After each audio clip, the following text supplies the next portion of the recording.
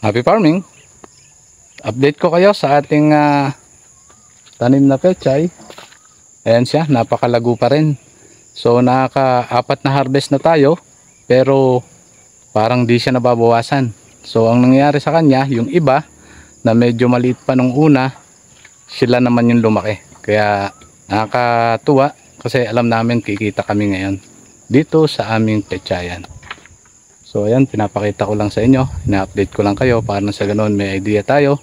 Sana nakapag-share ako na minsan yung katulad nung pechay natin, yung iba na hindi na natin na i-transplant, after ma-harvest yung malalaki, then yung maliliit naman lumaki rin. Kaya maganda yung ating pechay. So ayan siya. Kung titingnan mo, para siyang hindi nababawasan. So dun sa mga tinransplant natin, mahalata natin na medyo bawas na talaga siya. Kasi pang-4 na harvest na natin to. Kaya kailangan na natin laging makapag-harvest dahil malalaki na ang ating pechay. Pakita ko lang sa inyo. So ayan, si Pedro Con Buko. Nilalagyan namin to ng siya yung may hawak bagay nag-spray yung ating kasama, kaya may nakasulat na binomba. So ayan, dito sa part na to halata natin na medyo na-harvest na siya. Ito yung pinakita ko sa inyo dati na napakaganda ng ating pechay. Pero dahil nga pang-4 na harvest na, ayan, medyo kitang-kitang nabawasan na siya. Hindi katulad ng aming ginawang punlaan dahil siya ay makapal. Ayan siya. Pagkatapos ng pagkaka-harvest, after 2 days, ang lalaki na naman ng ating pechay na para siyang hindi nababawasan. Usually dito sa part na to, ito yung aming ginawang transplant ang pagkatanim. Kaya dahil lumaki na siya, yan na lang yung natitira. Konti na lang. So update lang to sa inyo dahil based doon sa ating kasama, kay Pangulo, nakaka 300 kilos na. Hindi ako nagkakamali. Subalit sa pakitingin ko, wala pa sa kalahati ang ating nakukuha. So ayan, yung ating Pangulo, nag-harvest siya sa ngayon. Bali pang-4 na harvest na. So doon sa pang-4 na harvest, ang estimate, base sa lista niya, nakaka 300 kilos na tayo. Doon sa 300 kilos, kita nyo naman, napakaganda pa ng ating pechay para siyang hindi nababawasan, pero naka 300 kilos na. So papakita ko lang sa inyo muna yung may dala ng ating pechay.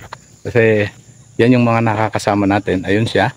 Meron siyang dala na 2 balot. Ibig sabihin 20 kilos. Malakas din yung ating nagdadala.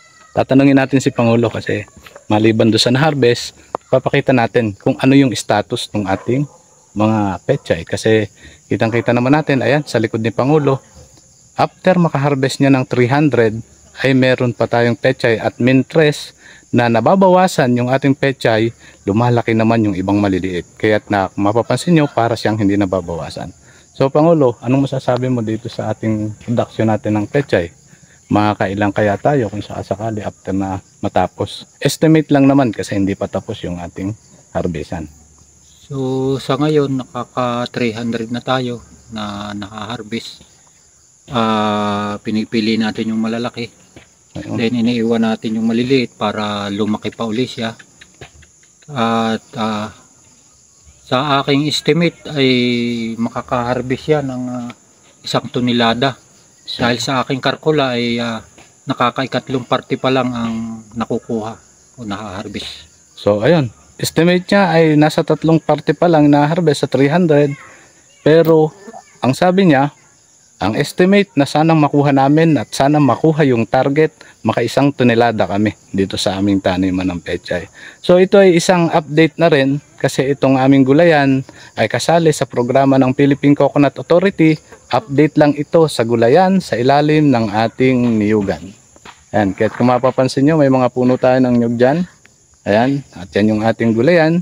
So ito yung aming isinali doon sa programa ng Philippine Coconut Authority. Salamat na lamang kasi si Pangulo, siya po si Pangulong Albino Balbin ng San Antonio Coconut Farmers Organization. Siya ang nangangasiwa ng ating paghahalaman dito sa pechayan at maging doon sa pagtatanim namin ng sitaw. So yun lang, maraming salamat and happy farming!